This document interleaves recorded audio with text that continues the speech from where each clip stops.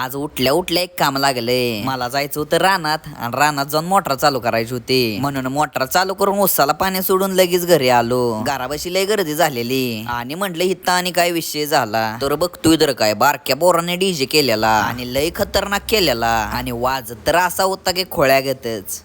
Customer ह्यो नाद म्हटलं लय खतरनाक आहे बाबा. नंतर ना आम्ही सगळे धान्याकडे गेलेलो. धान्याचं चाललेलं रानात पाणी पाजायचं आणि त्यात रानाची पाहणी करायला रोत्या होता.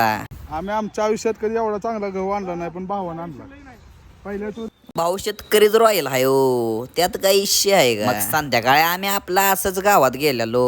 थंडी वाऱ्याचं म्हटलं गावात आलोय आणि आलोय तर म्हटलं दूध तर पिऊया. पण सगळी लापाट एकामेकाच्या तोंडाकडे बघायला लागली. पण मी देतो म्हणून कुणाच्या तोंडात निघालं नाही. परशाला तोवर फुगवायचाच चाललेला. चिकना बांडगडे